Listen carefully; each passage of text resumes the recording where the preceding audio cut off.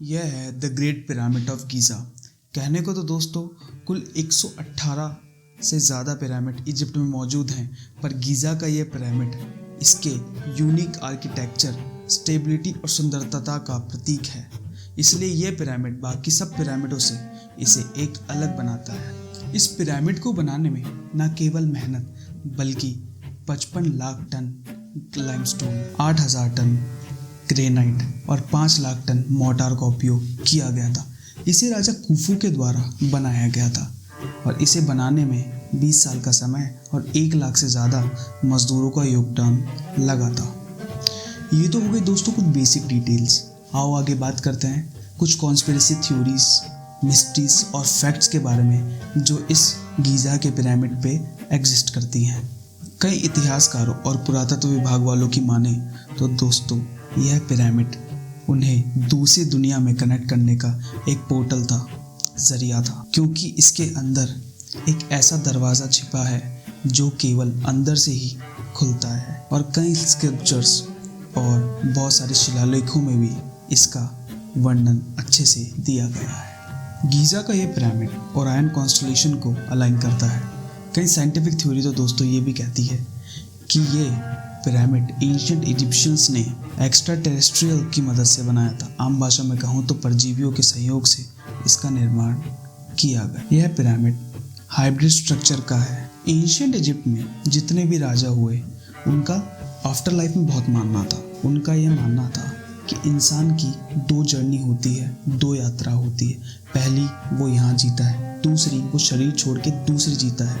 इसलिए वह अपने राजा फेरोस को ताबूत में बंद कर मम्मीफाई कर उसको उनको मम्मी बनाकर रख कर बंद कर देते थे और उनकी व्यवस्था की सारी चीज़ें जैसे गोल्ड, फर्नीचर, खाने का सामान, सबका अरेंजमेंट, सबका इंतज़ाम कर उन्हें वहीं पिरामिड के अंदर बंद किया जाता था। According to Egyptian mythologies and theories, sculptures and paintings, यह पिरामिड स्वर्ग को जाने वाली एक सीढ़ी का काम करता है और वह इसे मानते हैं एक सुप्रीम सोर्स ऑफ एनर्जी जो उन्हें उनके परमात्मा से मिलती है। गीज़ा का यह पिरामिड परफेक्टली अलाइंड है उसके direction north, south, east, west से, और इस फैक्ट को डिनाई भी नहीं किया जा सकता कि उनके पास किसी भी तरीके का कंपास और किसी भी तरीके का टूल मौजूद नहीं था। सोचने वाली बात यह है 4500 से भी ज़्यादा साल पहले उन्हें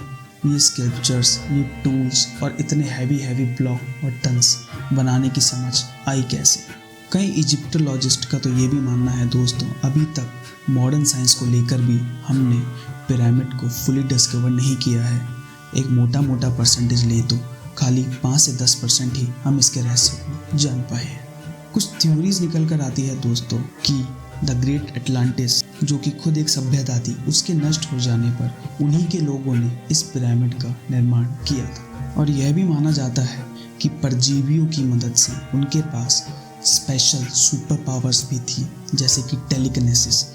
उस पावर से वह बड़े लाख टन्स ब्लॉक्स को एक स्थान से दूसरे स्थान पर पहुंचा दिया करते थे। एक ब्लॉक से दूसरे ब्लॉक को शिफ्ट करने के लिए उन्हें यह पावर ज़्यादा उपयोग थी, इसलिए उन्होंने यह परजीवियों से ली। निकोला टेस्ला जो अपने आप में एक बेहतर वैज्ञानिक थे, वो कई समय से इसी पिरामिड की थ्योरी पे काम कर रहे थे। उनका यह मानना था कि क्रिएट सोर्स ऑफ एनर्जी एक दूसरे पोर्टल या दूसरे डायमेंशन से पिरामिड को मिलती है। उसके साइज और एक्यूरेसी की मदद से वो इतना परफेक्ट अलाइंड है कि उसे कंस्टलेशंस और भी अन्य जगहों से पावर का, ऊर्जा का स्रोत वहाँ कहीं छिपा हुआ है। उन्होंने लगभग पिरामिड की थ्योरी को समझ ही लिया था और इसे साझा करने के लिए दुनिया के सामने एक बात रखी, पर इसके बाद हम सब जानते हैं कि उनके साथ क्या हुआ। हाल ही में भी एलोन मस्क उन्होंने एक ट्वीट किया, pyramid was not made by Egyptians, this is made by ancient aliens। इसके बाद इजिप्ट की सरकार ने उन्हें एक सबूत के तौर पर उन्होंने ये बोला कि नहीं, ये गलत। तो दोस्तों यही थे कुछ फैक्ट्स। आशा करता हूँ आपको ये सब जान के खुशी होगी।